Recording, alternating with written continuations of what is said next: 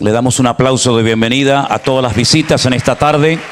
Que el Señor les bendiga muy ricamente. Amén, amén. Gracias al Señor.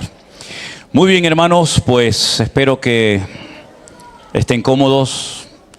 Ahora ustedes tienen la gran bendición de... Un día lo vamos a hacer al revés. Ustedes se van a poner de pie y yo les voy a predicar sentados. A ver qué se siente, ¿no? Porque eso de estar horas y horas de pie, pues, en fin, está muy bien, pero... En Italia, cuando estuve hace muchos años, el púlpito era tan alto que te ponían un banco, una silla, y tú predicabas sentado y nadie se enteraba. La gente pensaba que estabas de pie. Pero bueno, aquí es imposible porque es transparente y todo se ve, ¿no? Como dijimos el día jueves, el Señor guardó como siempre nuestra salida, nuestra entrada. Dios es fiel a su palabra, ¿verdad? Y estuvimos con un hermoso grupo de hermanos que seguramente algunos tal vez están siguiendo la retransmisión de este culto en directo. Estuvimos en el país de Turquía. Nunca habíamos estado en ese país y la verdad es que nos sorprendió gratamente. Nos dimos cuenta de que muchas cosas que leemos en nuestras Biblias, lugares, milagros, etcétera, ocurrieron en ese país que antaño se llamaba o se conocía como Asia Menor, pero que hoy en día tiene otros nombres. Pero hay lugares que mantienen exactamente el mismo nombre de la época bíblica, como por ejemplo Troas, donde Pablo tuvo una visión durante una noche, donde veía a un varón macedonio diciéndole: ven, pasa y ayúdanos. Y es la primera vez que llega el Evangelio a Europa. Y allí entró en contacto con una mujer vendedora de púrpura, que era de la ciudad de Tiatira. También estuvimos en Tiatira porque forma parte del recorrido de las 7 iglesias del Apocalipsis.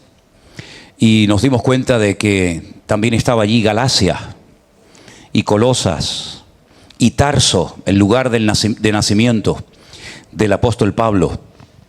Y vimos también que la Biblia nos habla acerca de grandes hombres de Dios que pasaron gran parte de su vida y de su ministerio en ese lugar, como por ejemplo el apóstol Juan, que murió en la ciudad de Éfeso.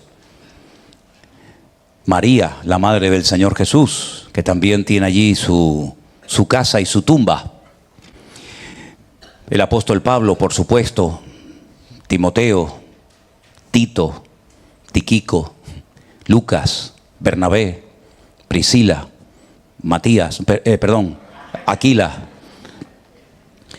Tantos personajes de la Biblia, ¿no?, que estuvieron en aquel lugar, que dejaron huella en la vida de miles y de miles de personas. Fue realmente un tiempo muy, muy especial, donde llegábamos a los lugares de las 7 iglesias y veíamos aquellas ruinas de iglesias que antaño se oía a la gente cantar y a los predicadores difundir el Evangelio. Y hoy en día son piedras silenciosas, pero que también contienen un mensaje para todos y cada uno de nosotros hoy en día.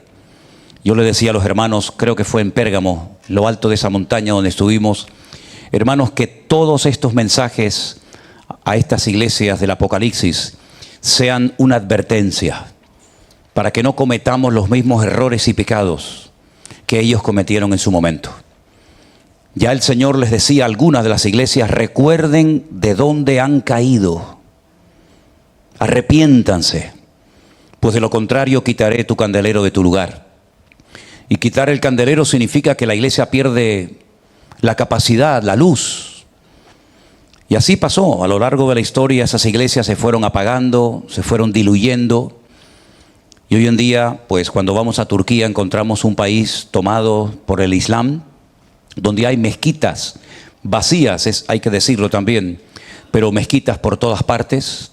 Y oímos los rezos durante incluso la madrugada. El imán que sube o que subía antaño al minarete, pero que hoy en día lo hace desde el micrófono, pues gracias a Dios, bueno, entre comillas digo, el que estaba en Estambul cantaba muy bien.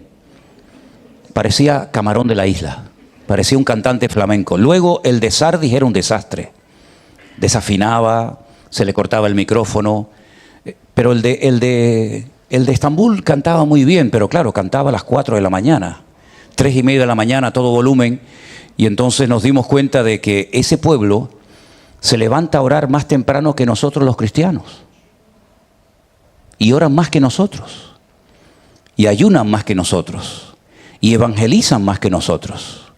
Entonces algo tiene que cambiar, ¿sí o no, hermanos? Algo tiene que cambiar.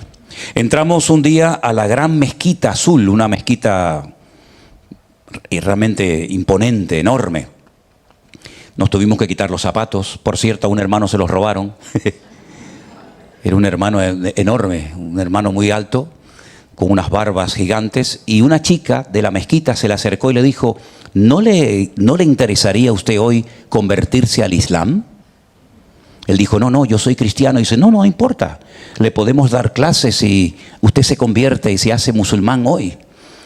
Bueno, nos quedamos impactados, ¿no? Realmente impactados de ver cómo había solamente 13 personas en la mezquita donde caben miles de personas.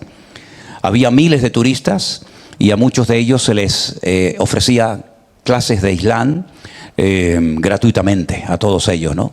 ¿Cuánto tenemos que aprender? ¿Cuánto tenemos que cambiar en algunos aspectos de nuestra vida? Yo no sé si lo que voy a decir ahora, alguno de ustedes se va a sentir aludido. No lo digo por el que se sienta aludido, porque honestamente no sé si va contigo o no lo que voy a decir, pero ¿cuándo fue la última vez que tú ganaste a una persona para Cristo?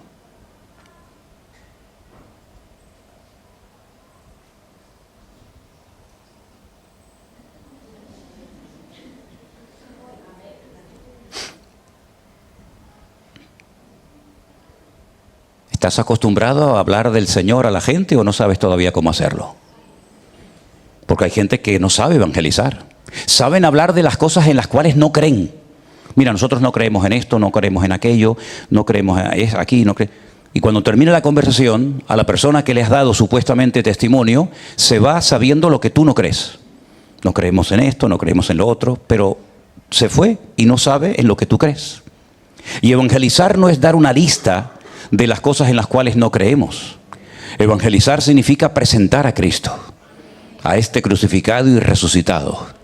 Y muchos creyentes, lamentablemente, no saben todavía a estas alturas de la vida evangelizar. Y no han tenido el gozo de llevar almas a los pies de Cristo. Por lo tanto, yo te animo a que tú le pidas al Señor que cada día, o lo más a menudo, lo más frecuente que puedas, le hables a gente del Señor. Que tengas siempre un Nuevo Testamento, una Biblia a mano, un folleto, un tratado, una tarjeta, para que en cualquier momento que se te presente la oportunidad, tú le puedas hablar a alguien del Señor, como tal vez alguien te habló a ti un día del Señor y te convertiste y comenzaste a leer la Biblia y a congregarte. Pues hay millones, hermanos, hay millones de personas a nuestro alrededor que no conocen a Cristo, que no saben quién es el Señor Jesús. Y seguramente tú tienes en tu familia, o en tu puesto de trabajo, en tu universidad, donde te mueves, seguramente tendrás algún conocido que nunca nadie se ha atrevido a hablarle del amor de Dios. Espero que antes de que termine el año podamos ganar más almas para Cristo. ¿Cuántos lo desean? Amén. Oramos un momentito a nuestro Dios. Señor, muchas gracias. Gracias por esta reunión, este culto que estamos celebrando, donde te hemos invitado a ti para que estés con nosotros, Señor. Y sabemos que estás. Gracias. Gracias, Señor. Ahora pedimos que cuando leamos tu palabra y la compartamos sea de bendición para todos los que estamos aquí y para todos los que van a estar siguiendo la retransmisión de este culto, Señor. Que tu bendición nos alcance, que tu palabra nos toque y podamos ser fortalecidos en la fe para seguir adelante en tus caminos. En el nombre de Jesús. Amén. Amén. Antes de compartirles lo que Dios ha puesto en mi corazón, quiero llevarles un momentito, unos minutos, al libro de Jeremías, Antiguo Testamento, capítulo 10, el versículo 2. Y ahora les voy a decir por qué quiero leer en esta tarde este texto. Repito, Jeremías, capítulo 10, el versículo 2. Dice así la palabra del Señor. Así dice el Señor: no aprendáis el camino de las naciones, ni de las señales del cielo tengáis temor, aunque las naciones las teman. Vamos a leerlo juntos, por favor, en alta voz, ¿sí? Así dijo el Señor: no aprendáis el camino de las naciones, ni de las señales del cielo tengáis temor, aunque las naciones las teman. Cada vez vamos a oír más en radio, en televisión, en prensa, etcétera, más noticias referentes a este tema de extraterrestres, de ovnis, de platillos volantes, de apariciones por aquí y de cosas raras. La Biblia dice que no tenemos que prestar atención a esas señales del cielo ni tenerles ningún tipo de temor. Satanás, que sabe que le queda muy poco tiempo, y eso me da una alegría al corazón tremenda, está preparando todo para que cuando se produzca el gran arrebatamiento de la iglesia, donde millones y millones de cristianos desapareceremos de este planeta Tierra, ellos intentarán explicar que lo que ha ocurrido no tiene nada que ver con la Biblia, sino con apariciones o desapariciones debido a todo esto que ya están comenzando a circular por las redes y lo van a fomentar cada vez más y más. Dicen que hace unos días en los Estados Unidos se dieron a conocer imágenes y se dieron a conocer datos e información acerca de cosas raras que han estado grabadas y han estado ocultas durante mucho tiempo, y ahora la gente comienza pues a preocuparse y a volver a interesarse si hay vida en otro planeta, si no hay vida, si los extraterrestres son verdes, amarillos o morados. Queridos hermanos, ya la Biblia lo dice claramente: no prestéis atención a las señales de los cielos, ni tengáis temor, aunque las naciones de la tierra teman todos estos asuntos y cuestiones. Así que ahí está la advertencia, ahí está la palabra, y nosotros a quien tenemos que mirar y agarrarnos y confiar es única y exclusivamente en nuestro Dios. Amén, hermanos. Muy bien, dicho esto, vamos a Primera de Pedro capítulo 1, y como les dije el otro día mientras están buscando esta porción bíblica, Primera de Pedro capítulo 1, cuando se produjo una terrible persecución contra los cristianos en la época de los discípulos, de los apóstoles, tuvieron que salir muchos huyendo de Jerusalén con las consecuencias que esto conlleva. Es como si mañana tuviéramos que salir huyendo de Canarias, pues porque se viene una terrible persecución y perdemos pues todo. Tenemos que salir con lo opuesto. Dejaríamos atrás el coche, las bicicletas, las motos, la ropa, los libros, absolutamente todo, y tendríamos que salir corriendo a salvar la vida. Eso fue lo que le pasó a nuestros hermanos de Capadocia, hermanos de Bitinia, de Ponto, como lo vamos a leer ahora. Y entonces estos hermanos se refugiaron, muchos de ellos, en una ciudad que el otro día les mostré que es patrimonio de la humanidad, debajo de tierra.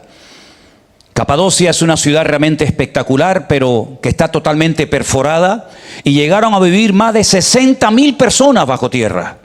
Allí tenían sus casas, las cuadras para los animales, era todo un laberinto. Nosotros no recorrimos ni el 1% de lo que se puede visitar, pero realmente es espectacular ver cómo vivían nuestros hermanos escondidos, mujeres, niños, ancianos, debido a la terrible persecución. Pedro se entera de esta situación terrible y les escribe un par de cartas a los hermanos, y en el versículo 1 dice: Pedro, apóstol de Jesucristo, a los expatriados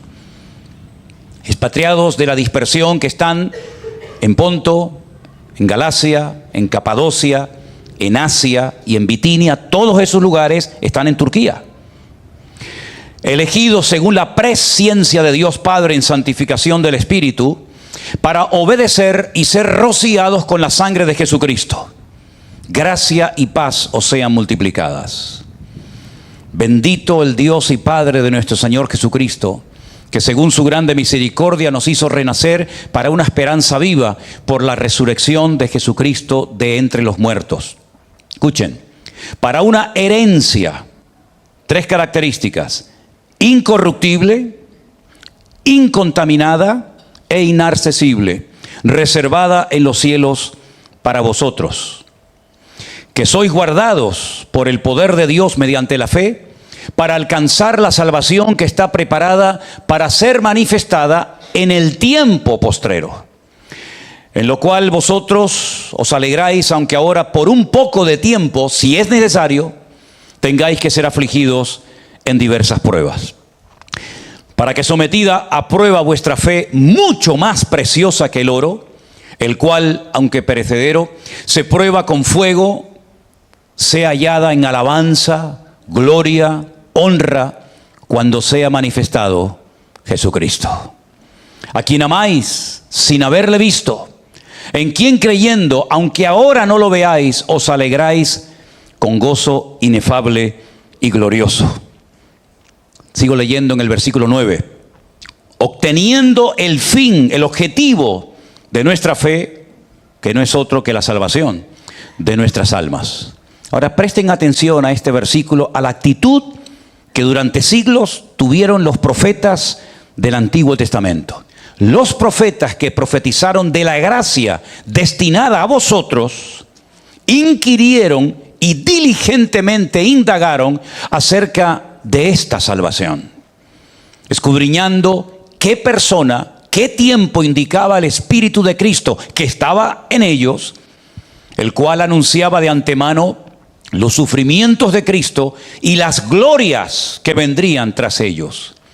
A estos se les reveló que no para sí mismos, sino para nosotros administraban las cosas que ahora os son anunciadas por los que os han predicado el Evangelio por el Espíritu Santo enviado del cielo, cosas en las cuales anhelan mirar los ángeles. Realmente la primera y la segunda carta que Pedro les escribe a estos hermanos que han perdido todo, expatriados en diferentes partes del mundo, realmente tuvo que ser una alegría enorme, un gozo indescriptible, el poder estar allí escondido y de repente que alguien te llegue y te diga: hemos recibido una carta del apóstol Pedro, una de las personas que mejor conoció a Jesús, que estuvo con él personalmente durante años, que caminó con él por encima de las aguas, que tuvo el privilegio de estar en el famoso monte de la Transfiguración, donde se apareció nada más y nada menos que dos grandes varones de Dios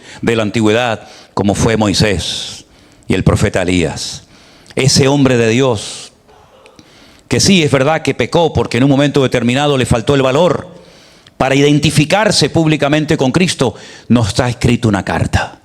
Y me imagino no solamente el gozo, sino la expectativa, ¿no? Todos allí reunidos bajo tierra, tal vez con una pequeña vela, una pequeña antorcha, sin hacer mucho ruido para que no los descubrieran, leyendo letra a letra, palabra a palabra, renglón a renglón, versículo a versículo, y tratando de interiorizar, tratando de memorizar estas palabras. Y esa carta que el apóstol Pedro le escribió a nuestros hermanos en Capadocia, en Asia, en Bitinia, en diferentes lugares, nos ha llegado a nosotros, hermanos, exactamente igual que como la pudieron leer ellos hace 2000 años en el siglo I. Y sabemos que en aquel tiempo las cartas eran muy apreciadas. Sabemos que en aquel tiempo había dos formas fundamentales de transmitir un mensaje, una enseñanza, y era o por medio de cartas o hacerlo oralmente, de una forma presencial.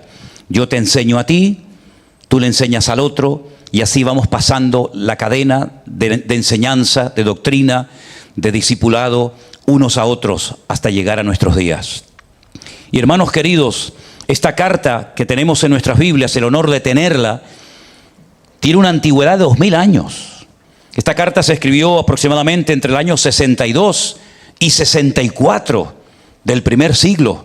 Nadie en esta sala, yo creo que en ningún lugar, tiene un objeto, tiene algo de tanto valor y de tanta antigüedad como una carta que tiene 2000 años. Y además tenemos el privilegio de poder leerla en nuestro idioma. Alguien la tradujo para que nosotros pudiéramos entenderla. Seguramente se escribió en arameo, en griego. Nosotros no podríamos entender lo que Pedro les dijo a ellos, pero gracias a Dios que también a lo largo de la historia Dios levantó personas sabias, personas preparadas, personas doctas, que tenían la capacidad de traducir las palabras de Pedro, de Pablo, de Santiago, etcétera, y poder llegar esas palabras hasta nuestras Biblias hoy en día y poder leerlas y poder difundirlas tanto presencialmente como virtualmente por las redes y por los canales sociales, ¿verdad? Hermanos queridos, qué privilegio el poder tener esta carta donde Pedro enfatiza dos cosas fundamentales. Primero, si es necesario, si el Señor lo cree oportuno, Él tiene todo el derecho de probar nuestra fe. Es más, nuestra fe, para que sea una fe auténtica, genuina, tiene que ser probada como se prueba el fuego, el oro por el fuego. ¿Cuánto tiempo durará la prueba? Nadie lo sabe, solamente Dios. Pero lo que sí podemos tener completa seguridad es que si tú estás pasando, o el Señor permite que en los próximos días, semanas, meses o años pases por una prueba de la índole que sea, siempre será para tu desarrollo y para tu crecimiento espiritual. Nunca Dios nos va a probar para hacernos daño, sino más bien todo lo contrario, para que podamos crecer, para que nos acerquemos más al Señor, para que nuestra fe esté en óptimas condiciones, para poder soportar, como dice también otro autor de la Biblia en el libro del Apocalipsis, Juan, para poder soportar la hora de prueba que ha de venir sobre todo el planeta Tierra. Todas las naciones de la tierra, escuchen esto, esto es una revelación increíble. Todas las naciones de la tierra, incluida el país donde vivimos actualmente, van a ser probadas. Pero dice la Biblia que si nos mantenemos firmes en la fe, sin quitar ni un instante nuestra mirada y nuestra confianza del Señor, Él nos guardará de la hora de prueba que ha de venir sobre todas las naciones de la tierra. Y podremos estar firmes y podemos mantenernos en victoria, a pesar de que ocurrirán cosas terribles, como dice la palabra de Dios muy detalladamente a través de Pedro, de Juan, de Santiago, de Pablo y otros autores de la Biblia. El apóstol Pedro enfatiza mucho la importancia de dejarnos tratar, de dejarnos moldear por la mano del Señor. Llega a decir cosas como esta que les voy a mencionar ahora, que a mí siempre me ha llamado la atención. Cuando le escribe Pedro a los hermanos que lo han perdido todo, que están siendo perseguidos, les dice: hermanos, no os sorprendáis del fuego de prueba que os ha sobrevenido, como si alguna cosa extraña estuviera sucediendo. No, no es nada extraño, es normal que estáis siendo probados.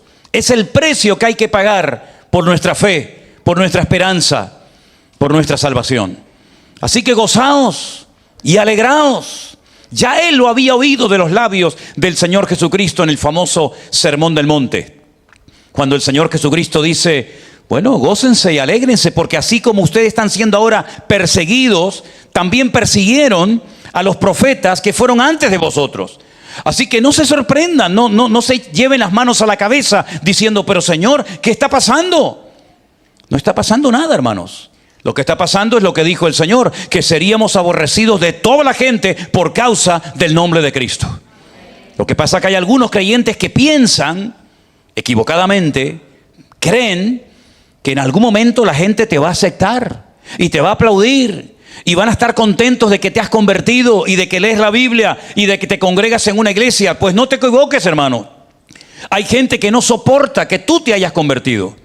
Incluso una de las cartas que tenemos en la Biblia dice que a algunos de tus antiguos amigos, de tus antiguos colegas, les sorprende que no sigas con ellos en el mismo desenfreno, en el mismo descontrol. Les sorprende como diciendo: pero ¿qué te ha pasado? ¿Qué te han hecho? ¿Dónde te has metido?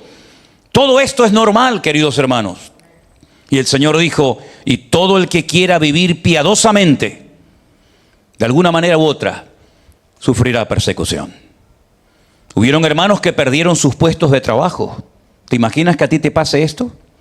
Que te digan: no venga más a trabajar, no queremos creyentes evangélicos en nuestra empresa. ¿Cómo? No queremos evangélicos en este trabajo. Y vas a otro y te dicen: nosotros tampoco le damos trabajo a cristianos evangélicos. Y en una y en otra. Eso fue lo que le pasó a nuestros hermanos. Y que no alquilen a partir de ahora apartamentos, ni pisos, ni habitaciones a ninguno que se llame cristiano evangélico.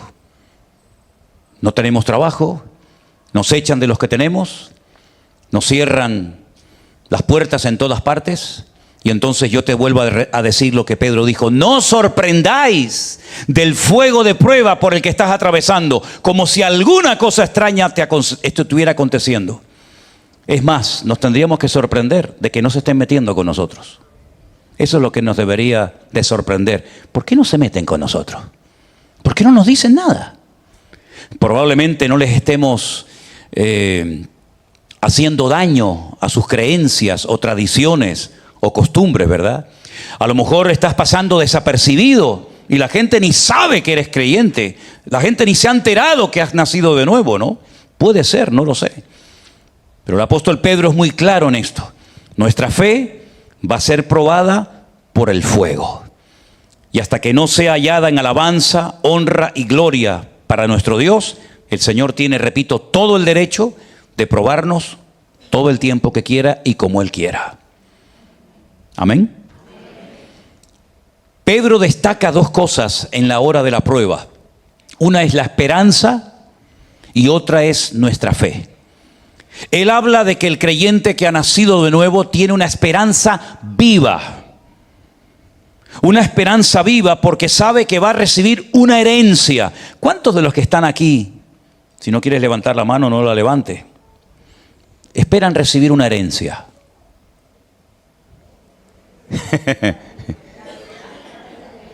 ¿Sí? Bueno. Y si no la recibes, ¿qué pasa? ¿Te enfadas?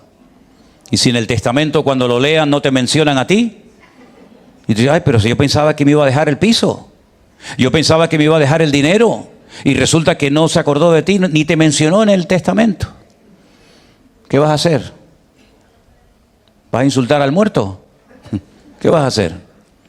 Por eso Pedro dijo: nuestra herencia es una herencia en el reino de los cielos. Y esa es la esperanza que tenemos, es una esperanza viva. Y nuestra herencia no se va a contaminar, no va a desaparecer y no se va a marchitar, sino que es una herencia eterna que nada ni nadie podrá arrebatar de tu vida. ¿Cuántos dicen amén? Y para mantenernos firmes en los caminos del Señor, tenemos que tener viva esa esperanza en nosotros de saber que yo algún día voy a recibir una herencia de mi Padre Celestial. Y hay un ingrediente, hay un factor que es fundamental en todo esto, y es nuestro nivel de fe. ¿Cómo me gustaría tener una máquina que la pusiéramos en la puerta de la iglesia, como esos detectores de metales? Ahora, cuando estuvimos en Estambul, cuando entrábamos al hotel, que por cierto no servía para nada, porque entrábamos con cinturón, con reloj, con teléfono, podíamos entrar con cualquier cosa y no pitaba. Pero saben que en los aeropuertos, antes de poder entrar, antes de poder embarcar, tienes que dejar todo, ¿no? Dejas todo ahí, el cinturón, que a veces en un sitio pita, en otro sitio no pita. Perdonen por Nuria, que es guarda del aeropuerto, pero a veces yo paso con el cinturón y me pita, y otras veces paso con el mismo y no me pita. Si tienen que regular ahí el botón, a ver cómo hacen, ¿no? Pero la cuestión está en que si pasas, oye, ¿y no te pones nervioso cuando pita? Dice: Señor, pero si no llevo nada. No, es un control aleatorio. A mí no sé por qué siempre me toca el dichoso control aleatorio. Y yo no llevo nada, no he consumido nada, pero cuando cogen el dichoso papelito y te lo pasan así y te ponen por el cinturón, yo oro, digo: Dios mío, que no pite, porque claro, a veces me han regalado algo y yo no sé si lo que me han regalado es leche en polvo o vete tú a saber lo que es. Entonces, cuando está la maquinita, que hay una cosa que tú estás así: aleluya, aleluya, toca, toca, Padre, Padre, que se pare la máquina, toca, todo. Está todo bien. Oh, qué alivio, ¿no? Pero tú te imaginas que hubiera una máquina que al ponerla en la puerta de la iglesia dijera: ¡pip! Santidad cero, no puede entrar al culto. ¡Pi! Entra en pecado. ¡Pi! La fe está por el suelo. Sería terrible, ¿no? Sería terrible, ¿no? Pero hay alguien que sabe cómo está nuestro nivel de fe. Y es nuestro Dios. Hay alguien que sabe perfectamente cómo estoy yo hoy realmente, no delante de ustedes, sino delante de Él. Alguien que lo sabe perfectamente. Y por eso dice la Biblia que nuestra fe, que algún día te tendrás que despedir de ella, decirle: fe, gracias por haberme acompañado durante tantos años. Gracias porque me mantuve fiel a mi Dios por la fe, pero ya no te necesito más. Chao. Cuando lleguemos a la presencia del Señor, la fe, la oración, ya no hará falta. Pero de momento, nuestra fe no puede decaer, hermanos. Una de las cosas que yo le decía a los hermanos cuando visitamos la iglesia de Pérgamo, ante el altar aquel que se llamaba el trono de Satanás, le dije, ¿saben, hermanos? Hay lugares muy cargados, muy contaminados espiritualmente hablando. Incluso hay momentos en el año, yo me acuerdo de toda la vida que nosotros cuando llegaba aquí en Canarias, el tiempo de los carnavales, siempre los jóvenes se iban a un campamento, ¿no? Porque sabíamos que la ciudad entraba ahí en un caos, en un estilo de vida totalmente opuesto al nuestro, ¿verdad? Pero hay ciudades que tienen como una presión espiritual añadida. Hay otros lugares como más tranquilos, más suaves, pero hay otros lugares como por ejemplo era la ciudad de Pérgamo, allí en lo alto de aquella montaña, donde el Señor le dice a la iglesia, yo sé dónde está la iglesia, yo sé dónde están ustedes, donde mora, donde Satanás tiene su trono. Increíble, ¿no? Y esa iglesia no podía bajar la guardia, porque la presión social, la presión externa, el ambiente espiritual era terrible contra la iglesia. Date cuenta que prácticamente toda la ciudad estaba rendida a ese culto. Ellos eran los bichos raros. Ellos eran los que no practicaban, los que no iban a ese altar gigante, que por cierto un alemán se lo llevó a Berlín y lo tienen allí en un museo, ¿verdad? Ellos no participaban de esa fiesta, ellos no participaban de esas orgías colectivas y de esas borracheras y de ese desastre que hacían. Pero, hermanos queridos, el problema de esa congregación, de esa iglesia, es que le habían dado lugar a falsas doctrinas, a enseñanzas erróneas, a herejías. Es decir, que no solamente externamente estaba siendo la iglesia atacada, sino que internamente estaba débil. Y nosotros hoy en día no podemos permitirnos el lujo de estar débiles, espiritualmente hablando. Porque estamos en un ambiente de una presión, yo no sé si ustedes lo notan, pero estamos en medio de un ambiente, de una presión espiritual tremenda. Y no les cuento, no les digo nada de los chicos que van a la escuela y que reciben una serie de enseñanzas y de instrucciones totalmente opuestas a lo que cada semana reciben aquí en los cultos, en la escuela dominical, etcétera, ¿verdad? La iglesia de Pérgamo no estaba preparada espiritualmente para resistir la presión social, la influencia espiritual, y al final la iglesia se despedazó. Pero ahora yo te pregunto a ti, ¿y tú estás preparado espiritualmente hablando para soportar toda la basura y todo el bombardeo constante y permanente que estamos recibiendo a través de las redes, a través de la televisión, etcétera, etcétera? ¿Estamos preparados realmente? ¿Estamos fortalecidos en la fe para poder contrarrestar esos ataques? Y como dice la Biblia, y después de haber acabado todo, estar firmes y mantenernos firmes en la fe del Señor.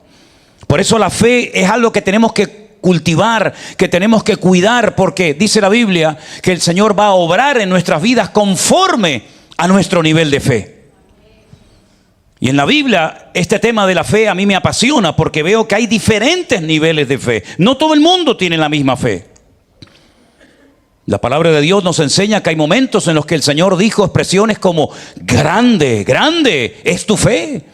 Cuando aquel hombre le dijo al Señor, no hace falta que vengas a mi casa, no soy digno de que vengas a mi hogar, solamente di la palabra y mi criado sanará, porque yo soy un hombre bajo autoridad, y cuando yo le digo a uno que venga, él viene inmediatamente, no cuestiona la orden. O cuando le digo a este, coge esto y vete para allá, inmediatamente me obedece. Pero yo no tengo autoridad sobre enfermedades, sobre demonios, pero tú sí lo tienes. Por lo tanto, lo que yo necesito es simplemente que tú des la orden. Como yo doy órdenes y me obedecen, yo quiero, Señor, que tú des una orden, que tú des una palabra y mi criado sanará. Cuando el Señor oyó este argumento de este hombre gentil, le dijo a sus discípulos, en todo Israel no he encontrado un hombre con tanta fe como a este. Vete, tu criado está sanado. Y le dijo, grande es tu fe. Bendito sea Dios. ¿No te gustaría que el Señor nos dijera eso? Genaro, qué fe tan grande que tiene. Anderson, qué fe tremenda que tienes. Sería una maravilla, ¿sí o no? Pero escucha, también le dijo una vez a un hombre, hombre de poca fe. ¿Y por qué le dijo hombre de poca fe? ¿Qué es lo que había hecho? ¿Qué es lo que había dicho para que el Señor se le quede mirando y le diga, hombre de poca fe? ¿Por qué dudaste? ¿A quién se lo dijo? ¿A quién? ¿A Pedro? No puede ser. No, a Pedro. Pedro, además, A Pedro. ¿Y qué había hecho Pedro para que el Señor le diga, hombre, Pedro, pero qué te ha pasado, hombre de poca fe? Bueno, pues que caminó por encima de las aguas. Normal, nosotros caminamos todos los días, nos vamos a Las Teresitas y de aquí a Las Palmas nos vamos caminando para no coger el ferry, que está muy caro. Pero por el camino nos falla la duda por eso le dijo hombre de poca fe. Porque caminó un ratito y se hundió. Eso es para el Señor un hombre de poca fe, dudar un momentito. Después clamó, ¿no? Y el Señor lo sacó. Y otra cosa, ¿y cómo entraron a la barca? Lo cogió el Señor en brazos, lo llevó en brazos, le dijo, ven que te suba, piola. No, le dijo, vamos caminando a la barca. Es decir, que caminó un poquito para allá, caminó otro tanto a la vuelta, se hundió, cierto, pero tuvo la fe de clamar al Señor. Y en ese momento, estando en la barca, le dijo, hombre de poca fe, ¿por qué dudaste? Entonces, ¿qué nos diría a nosotros el Señor, hermano? ¿Qué nos diría a nosotros el Señor? ¿Dónde está vuestra fe? Ahora, yo creo que la fe es contagiosa. ¿Cuántos lo creen? Yo creo que la fe se puede transmitir, no solamente los aspectos teóricos, ¿no? Sino también los aspectos prácticos. Enseñarle a nuestros jóvenes, enseñarle a nuestros niños, cuando tengas este problema, mira, papá ya un día pasó por eso. Y sabe lo que tienes que hacer, esto y aquello. Es como un día escuché una noticia que me conmovió cuando vino una persecución tremenda contra nuestros hermanos en Siria, que vinieron, hicieron desastres en las comunidades cristianas en Siria. Las mamás cogían a los niños pequeños y les decían, cuando entren los malos, cuando entren a hacernos daño, cierren los ojitos, ciérrenlos. Y cuando los abran, verán al Señor. ¡Wow! Impresionante, ¿no? Tener que enseñarle eso a tu hijo. Tú cierra los ojitos y cuando los abras, ya estaremos en la presencia del Señor. Increíble, ¿no? El apóstol Pablo le dijo a joven pastor Timoteo, pastor de la iglesia de Éfeso, la fe que ahora tienes, la tuvo tu abuela Loida. Y ella supo traspasarles la fe a tu madre, Eunice. Y estoy seguro que tu madre Eunice también invirtió tiempo en ti para que esa fe no decaiga, sino la tengas tú. Así que podríamos decir que era la fe de Loida, la fe de Eunice y la fe de Timoteo. Así como conocemos al Dios de Abraham, al Dios de Isaac y al Dios de Jacob. Que a nosotros nos pase lo mismo, hermano. Que podamos transmitir la fe, la esperanza, el amor. Que podamos transmitir todo lo que hemos aprendido del Señor a nuestros hijos, a nuestros nietos, a nuestros hermanos en Cristo. ¿Para qué? Para que cuando seamos probados podamos estar firmes, y aunque el Señor permita que por un poco de tiempo nuestra fe sea probada, mucho más preciosa que el oro, podamos darle honra, gloria y alabanza a nuestro buen Dios. ¿Cuántos dicen amén? Tenemos que estar agarrados a la palabra de Dios más que nunca. Nuestra fuente de información no es el internet, no es la televisión, no es el programa Horizontes, no. Aunque yo lo veo. ¿Cómo lo ven? Nuestra fuente de información es la Biblia, hermanos, es la palabra de Dios. ¿Vieron esa fotografía de este hombre que iba por la calle aquí en Tenerife? Se asustó porque vio un fantasma. Vio un fantasma en un balcón y se quedó petrificado y le sacó una foto, pero luego cuando la acercó resulta que era el carrito de la compra, que parecía así como un muñeco, pero cuando la acercó era el muñeco. Hermanos, lo que hoy nos dicen como algo certero y como algo cierto, mañana te lo van a decir pero al revés. Pero la palabra de Dios permanece para siempre. Él es el mismo ayer, hoy y por los siglos. Y las promesas del Señor se cumplen ayer, hoy y mañana. Porque el Señor no cambia y estará con nosotros todos los días. Hasta el fin del mundo. No importa lo que pase. Bendito sea Dios. Dios es bueno, fuerte ese aplauso a nuestro Dios. Y a su nombre, gloria a Dios, aleluya. Qué alegría tuvieron que llevarse los hermanos de Capadocia, de Bitinia, de Asia, de Ponto, de tantos lugares, allí encerrados diciendo, pero ¿qué hacemos? ¿Salimos? ¿No salimos? Mira, bajamos por un túnel. Ya la guía nos dijo, el que tenga claustrofobia que no baje, porque lo va a pasar mal. Y nos dijo, vamos a entrar por el túnel más fácil. Y yo me preguntaba, digo, ¿y cómo será el más difícil? Porque era un túnel así, bajito, muy estrecho. Menos mal que había luz, imagínense en aquella época. Tuvimos que bajar así un buen rato, bajando. Cuando llegamos abajo, era una sala así más o menos como el tamaño de la plataforma. Y había una piedra de molino enorme, gigantesca, que lógicamente no la pudieron bajar por el túnel, sino que la tuvieron que cortar de la roca viva en la parte de abajo. Y es la piedra que ponían en la entrada, cuando oían peligro, la ponían en la entrada, rodaba. Y allí aprendí algo interesante, y es que ese tipo de piedras no se puede abrir desde afuera, solamente se puede abrir desde adentro. Y ahí me vino a la cabeza lo que dijo el Señor a la iglesia de la Odisea: he aquí estoy a la puerta y llamo. Si alguno oye mi voz y abre la puerta, entraré a él, cenaré con él y él conmigo. La puerta no se podía abrir desde afuera, imagínate. Solamente la podían abrir desde adentro, cuando oían la voz, cuando oían el santo y seña, ¿no? Cuando oían la palabra clave para decir, este es de los nuestros, ¿verdad? Que no nos pase lo que le pasó a aquella del Antiguo Testamento en el libro del Cantar, que oyó la voz y no abrió la puerta. Y el amado se fue. Y cuando se dio cuenta ya era demasiado tarde. Hermanos queridos, hoy el Señor nos está hablando acerca de la importancia de prepararnos, de no bajar la guardia, de no prestar atención a lo que el mundo le está dando cada vez más y más importancia. Nosotros a lo que le tenemos que dar importancia es a nuestra comunión con Dios. Nos quieren hackear el alma, nos quieren hackear el cerebro, nos quieren tapar la boca a toda costa. Y no te extrañe de que comiencen a venir leyes antibíblicas, leyes opuestas a nuestros principios, a nuestra moral, a nuestra fe. Que no nos extrañe, sino todo lo contrario. Ya el Señor nos viene preparando desde hace mucho tiempo. Y ya hemos aprendido que una de las herramientas de Satanás favoritas es meterle miedo en el cuerpo a la gente. Cuando no es por una cosa, es por otra. Pero dice la Biblia que el perfecto amor, y el perfecto amor es Cristo, echa fuera todo temor. No prestemos atención a vanidades, ni nos dejemos asustar por nada ni por nadie, porque el Señor ha prometido estar con nosotros todos los días hasta el fin del mundo. Hemos leído en esta tarde una porción muy interesante donde se hace referencia a los hombres que antes de nosotros, antes del Evangelio, de que viniera el Señor Jesucristo, comenzaron a estudiar, comenzaron a profundizar en las Sagradas Escrituras, porque ellos sabían que algún día vendrían cambios al mundo. Vendría un mensaje diferente que ningún profeta en el Antiguo Testamento predicó.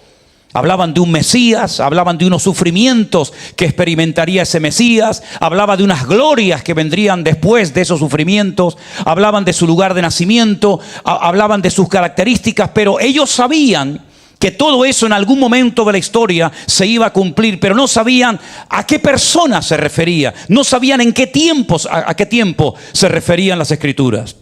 Y dice que ellos estudiaron, escudriñaron diligentemente para ver de qué estaba hablando, y se les reveló algo interesantísimo. Dice, ustedes están escribiendo, están estudiando estas profecías, las están administrando, pero no es para vosotros. Es para los tiempos postreros. Y nosotros hemos heredado tanta información que muchas veces no sabemos qué hacer con ella.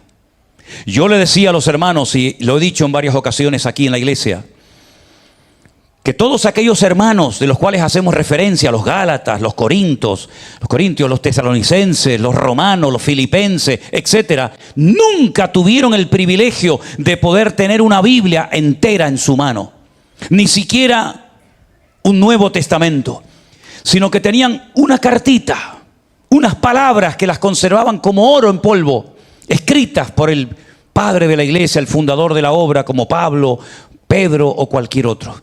No tenían las cartas que tenemos nosotros, ¿verdad?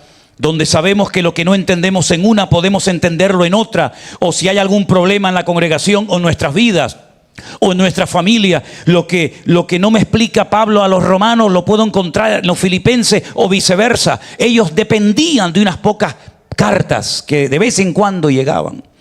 Y las valoraban tanto que cuando Pablo termina la carta a los colosenses, lo dije el jueves, quiero repetirlo esta tarde también, Pablo les dice, y cuando esta carta, la carta de Pablo a los colosenses, la hayan leído, hágansela llegar a los hermanos de la iglesia de la Odisea, y que los hermanos de la Odisea le den la carta de ellos a ustedes, para que así tengan más información, tanto ellos como ustedes.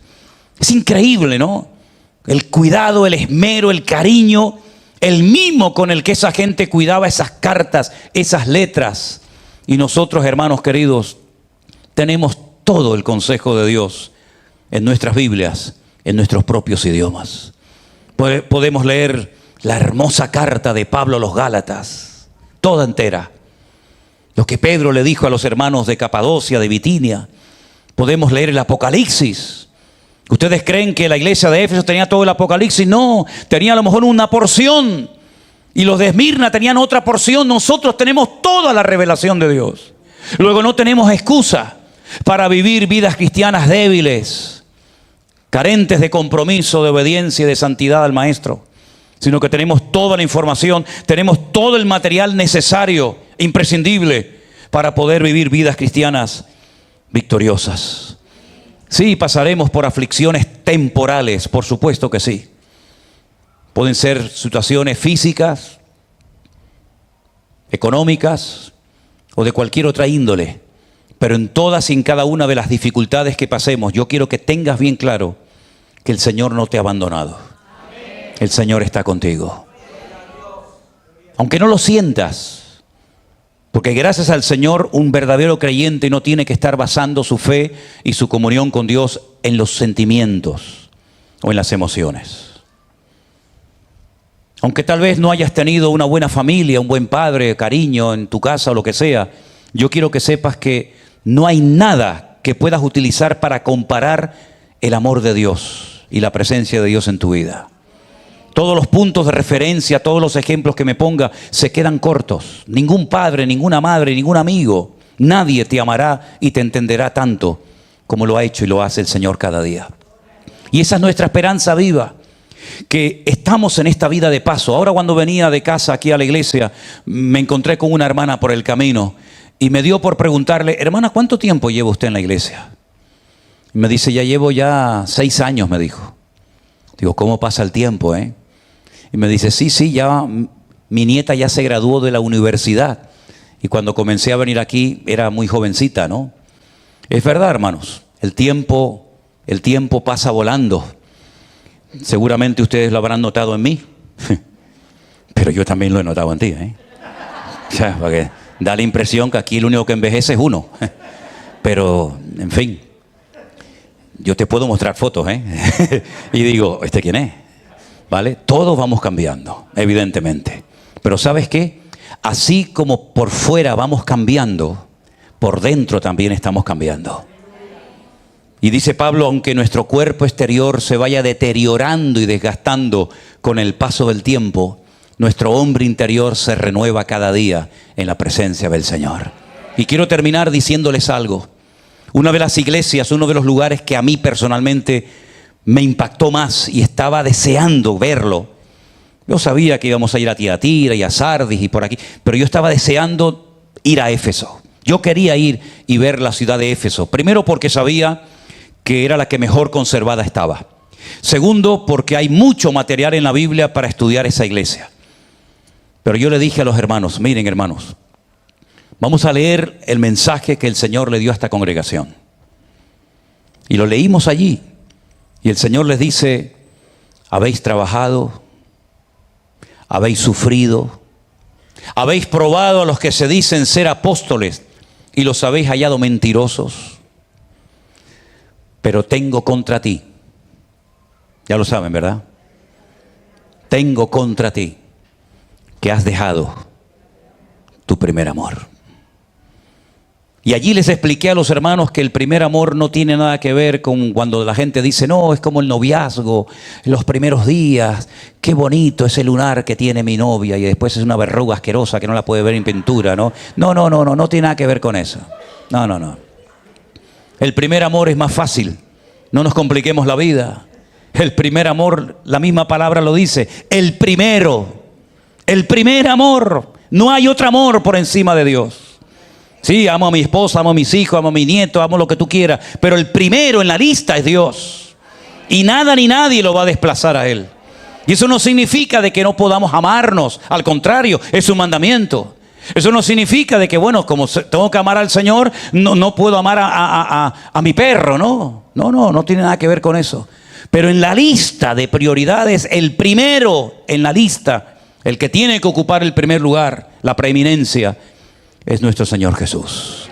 Y el Señor sabía que la iglesia de Éfeso había empezado muy bien y había tenido nada más y nada menos que a uno de los mejores pastores que jamás en la historia ha existido, con más conocimiento, con más sabiduría y con más revelación, como fue sin lugar a dudas el apóstol Pablo. Y no tenían excusa, ninguna excusa, porque por allí pasó lo mejor de lo mejor. Tuvieron a Juan, tuvieron a María, tuvieron a Pedro, tuvieron a Pablo, tuvieron a tantos hombres de Dios. Dice, pero a pesar de lo bendecido que ustedes han sido, a pesar de que tienen una carta y a pesar de que en el libro de los Hechos se hable de cómo empezó la iglesia de una manera tan sencilla, tan humilde, y llegaron a poner la economía de la ciudad de Éfeso, que vivía de la idolatría, patas arriba, y a pesar de que casi los templos paganos estaban ya vacíos, porque la gente había descubierto que la idolatría es abominación a Dios, pero al Señor tu Dios adorarás y a Él solo servirás. A pesar de que habéis tenido un éxito tremendo y un impacto tremendo en una ciudad tan grande como Éfeso, que tenía más población que Santa Cruz de Tenerife, ya no sois los mismos del principio. Habéis dejado vuestro primer amor. No sé lo que les ha pasado. No sé si se han enredado en negocios, en deudas, yo no sé lo que ha pasado, pero tengo contra ti que has dejado tu primer amor. Yo ya no soy lo primero en tu vida. Y uno dice, bueno, ¿y ahora qué hacemos? El Señor se lo dice, arrepiéntanse, recuerden qué ha sucedido, recuerden quién se metió en tu vida y desplazó mi presencia en tu vida y en tu corazón. Arrepiéntanse, si cambien de actitud, cambien de dirección y vuelvan otra vez al principio, y entonces no quitaré la bendición de la iglesia. Más fácil imposible. Lamentablemente, la iglesia desapareció. Y yo le preguntaba allí a los hermanos y les pregunto a ustedes en esta tarde, ¿y a nosotros piensan ustedes que no nos puede pasar lo mismo? ¿Piensan ustedes que nosotros somos mejores que ellos? De ser una de las iglesias más usadas de las Islas Canarias, como es nuestro ministerio, que hemos alcanzado a miles y a miles de personas en muchas naciones de la tierra. ¿Quién se iba a imaginar eso? ¿Quién se podía imaginar eso? Que de esta pequeña congregación, de esta pequeña isla que la mayoría no sabían ni dónde estaba en el mapa, Dios ha hecho tantas maravillas y ha hecho tantos milagros, que hasta el día de hoy nos quedamos sorprendidos y oímos testimonio tras testimonio. Saben, ahora voy a ir en septiembre a la República Dominicana por primera vez, y ¿saben dónde nos vamos a reunir? En un cuartel, porque el contraalmirante de la República Dominicana está detrás de este evento que vamos a realizar. Y ahora me voy en junio a Guatemala, y se van a retransmitir los cultos en directo por radio y por televisión. ¿Quién se iba a imaginar esas cosas, hermano? ¿Quién nos íbamos a imaginar que podíamos viajar a muchas partes del mundo y tener hermanos que se han convertido con nosotros, que se han reconciliado con el Señor, ir a Colombia, a Perú, a México, a donde quieras? ¿Quién se iba a imaginar que íbamos a levantar iglesias sin pastores presenciales? Pero cuidado, no bajemos la guardia, que no se nos suba nada a la cabeza, Primero porque la obra quien la ha hecho ha sido el Señor. Y la gloria se la damos única y exclusivamente al Señor y a nadie más. Eso en primer lugar. Pero en segundo lugar,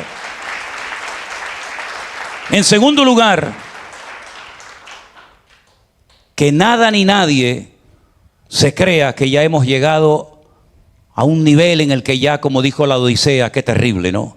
Ya no necesitamos de nada. Al contrario, yo veo que cada día estamos más necesitados. Cada día estamos más necesitados de todo, ¿eh? Necesitamos más fe, necesitamos más amor, necesitamos más obreros, necesitamos de todo. Somos una iglesia tremendamente necesitada y dependiente de nuestro Dios. Y no me avergüenza al decirlo, sino todo lo contrario. Y si nosotros nos mantenemos firmes en la esperanza, firmes en la fe, sin quitar nuestra mirada y nuestra confianza del Señor, la gloria postrera que veremos en el futuro será mucho mayor que la gloria que hemos visto, porque iremos de victoria en victoria, de gloria en gloria y de bendición en bendición en el nombre del Señor. Fuertes aplausos a Dios. Aleluya, gloria a Dios. Dios es bueno. Dios es bueno, mi querido hermano. Esto no ha hecho más que empezar. Esto no ha hecho más que empezar. Y quiero decirles que gracias al Señor la escuela bíblica en Alicante va muy bien. Y de ahí van a salir obreros, Dios mediante, y lo vamos a ver nosotros. Hombres y mujeres que van a servir al Señor. Porque se les está metiendo en el cuerpo, el Señor lo está haciendo, no nosotros, ese gusanillo, ese deseo de servir al Señor, de gozarte sirviendo al Señor. Y las puertas se van a abrir cada vez más y más, porque ese es nuestro Dios. Ayer nuestro hermano pastor Iván, con parte de nuestra iglesia en Javia, en Alicante, se acercó a Valencia. Y allí tuvieron una reunión preciosa, donde mucha gente nueva vino. Y Dios mediante, ahí están haciendo una nueva congregación en Valencia. Y hace poquito estuvo Anderson también visitando a nuestros hermanos en Zaragoza, la tierra de donde era mi padre. Y hermanos queridos, ese es nuestro Dios. Es un Dios de sorpresas. Pero esas sorpresas, esas bendiciones son para los que andan en obediencia y en santidad en el Señor. Oramos en esta tarde, hermano. Cierra tus ojos ahí donde estás. Aleluya, gracias Señor. Así que pídele al Señor que renueve tus fuerzas. No permitas que tu carne, que tu carácter o cualquier otro factor se interponga en lo que Dios quiere hacer a través de tu vida. Si tienes que arrepentirte hoy de algo, adelante. Si tienes que despedirte de algo, de alguien, adelante. Merece la pena pagar el precio por el Señor. No seas como aquel que dijo: Señor, deja que primero entierre a mi padre. O como aquel que dijo: Señor, sí, pero déjame que primero me despida de los que están en casa y me despida bien y salga con la bendición de la familia. Ninguno que pone su mano en el arado y mira atrás es apto, dijo el Señor. El Señor busca gente valiente, así de claro, valientes, que no le tengan miedo a nada ni a nadie, no porque sean una especie de Superman, de superhombres, sino porque tienen a un Dios poderoso. Y como dijo aquel jovencito: tú vienes contra mí con espada y jabalina, mas yo voy contra ti en el nombre de mi Dios. Y hoy sabrá esta nación y este país que mi Dios es el Dios verdadero y poderoso. Y tú tienes que levantarte cada mañana y decir: en mi trabajo, la gente tiene que saber que como mi Dios no hay otro Dios. Y en tu colegio, en tu universidad, en tu familia, tienen que saber que tu Dios es el Dios todopoderoso. El Dios que levanta a los muertos. El Dios que creó con el poder de su palabra todo lo que existe, visible e invisible. La gente tiene que saber qué tipo de Dios, qué tipo de creencia tú tienes, basada en una esperanza viva. Y esa esperanza viva está basada en la resurrección del Señor Jesucristo. Aleluya. La muerte no pudo detenerlo. Satanás no pudo frenar su resurrección. Los demonios no pudieron evitar que el Dios de la gloria volviera a la vida. La piedra, el sepulcro no pudo retenerlo. Por eso Pablo dice: ¿dónde está, oh muerte, tu aguijón? ¿Dónde, oh sepulcro, tu victoria? Cristo vive, mis queridos hermanos. Cristo está vivo. Él ha resucitado de entre los muertos y vive en nuestros corazones para siempre. Por eso, mis queridos hermanos, no le tenga usted miedo a nada. Las palabras no transmiten, ¿no?, la realidad de lo que Dios está haciendo en ese país. Y siempre nos hemos sentido muy cómodos. Es gente muy amable, gente muy especial, muy hermosa. Y qué bonito, ¿no?, que las emisoras de radio seculares nos han abierto las puertas de par en par, y ellas son las que se han ofrecido a retransmitir las reuniones, los cultos, los devocionales, y la verdad es que hay una expectativa tremenda, ¿no? Así que oren también mucho por esto, porque hay mucha gente que se ha convertido a través de la radio, de la televisión. Oren también para que esto siga, ¿verdad?, y pueda abrirse también en otros lugares, en otros países cercanos, como El Salvador, Honduras, Costa Rica, México. Y estamos muy agradecidos al Señor, porque siempre el Señor utiliza a personas, siempre el Señor utiliza a gente, ¿no? Y en este caso nuestra hermana Yolanda, que tuvo esa carga, que tuvo ese anhelo, ese deseo en su corazón de que la palabra de Dios se pudiera escuchar por 18 emisoras de radio. Es como si aquí se oyera en Radio Nacional de España, en la Onda Cero, la Cadena Ser, la COPE, etcétera, etcétera, ¿no? Algo que nos resultaría a los españoles aquí prácticamente impensable, pues allí es un hecho. Es una realidad que todos los días la gente puede escuchar la palabra de Dios en diferentes horarios, diferentes frecuencias. Todos los días pueden escuchar la palabra. Y eso es un motivo para estar orando y también para darle muchas gracias al Señor. ¿Estamos de acuerdo, hermanos? Gloria a Dios. Gracias, hermana Yolanda. Dios la bendiga y le agradecemos su esfuerzo y cómo el Señor la ha bendecido y lo va a seguir bendiciendo. Vamos a orar un momentito a nuestro Dios. Antes de leer una porción de la palabra, yo quiero que hagamos una oración para que en esta tarde lo que el Señor traiga a nuestras vidas sea de bendición, podamos estar con una buena actitud, receptivos, abiertos, y podamos después salir por esas puertas, no solamente entrando con acción de gracias, sino saliendo también con acción de gracias por la palabra recibida. Te damos gracias, Padre Santo, por este privilegio que nos das de poder estar reunidos esta tarde en este lugar. Gracias porque tu palabra va a ser expuesta y pedimos que llegue a muchos lugares, que toque muchas vidas y corazones, Señor. Te damos gracias por todo lo que tú estás haciendo. Ahora pedimos que esta palabra sea de bendición y de aliento para todos y para cada uno de nosotros, Señor. En el nombre de Jesús. Amén. Quiero llevarles a un salmo que se ha leído mucho desde este mismo púlpito. De hecho, tanto Anderson como Jerónimo lo han utilizado en más de una ocasión, si ustedes se han dado cuenta, para abrir el culto, para comenzar el culto. Y es el Salmo 100, un salmo que hace muchos años lo cantábamos muchísimo. Incluso en otras congregaciones, yo lo aprendí, después lo enseñé aquí, y prácticamente se canta como aparece en el texto bíblico. Es un salmo que en hebreo, las conté, tiene solamente 42 palabras. 42 palabras. Pero por medio de ese pequeño número de palabras, Dios tiene tanta enseñanza y tanta instrucción para nuestras vidas, que yo creo honestamente que si lo pusiéramos en práctica todos los días de nuestra vida cristiana sería una bendición constante y permanente. Alguien dijo que este salmo lo escribió Moisés. Por lo menos los judíos se lo atribuyen a Moisés. No pone en la parte de arriba del salmo el autor, pero sí sabemos que el Señor utilizó a Moisés para escribir un hermoso salmo como es el 90, que es una joya, es una maravilla. Y también tenemos 75 salmos que fueron escritos por el dulce cantor de Israel, nuestro querido rey David. Y tenemos salmos anónimos. Tenemos salmos de un tal Coré, que era el director de la alabanza y de la oración en un tiempo en el Antiguo Testamento.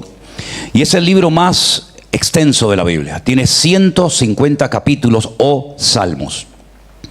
Estos salmos, muchos de ellos son canciones que se cantaban y se siguen cantando en la actualidad. Hay una diferencia a veces de mucho tiempo entre uno y otro.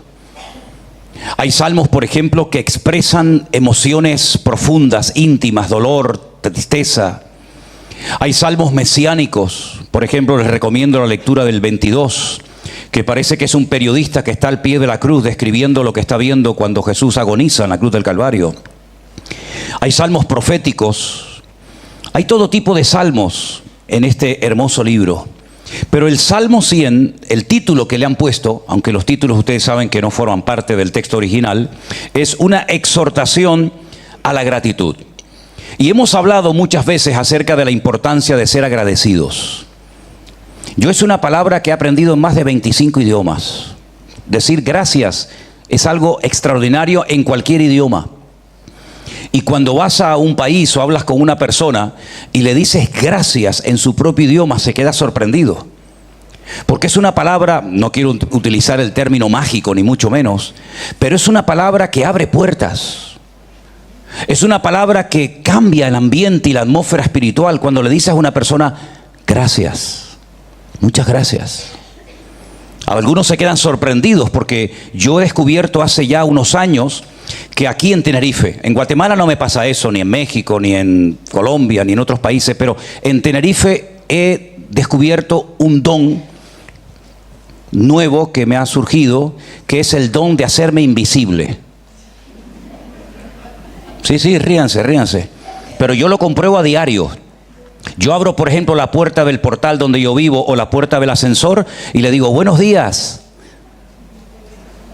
Y no me vieron. Y entonces he llegado a la conclusión de que debo ser invisible. Porque muchas veces digo buenos días, no recibo respuesta, o digo gracias, no. Y digo, yo creo que soy el hombre invisible. ¿Ustedes me están viendo? Ah, sí, no. Entonces ahora me he hecho visible. ¿Cuántas palabras o en cuántos idiomas usted sabría decir la palabra gracias? Por ejemplo, Cordy está por ahí, ¿verdad? En alemán, tanque.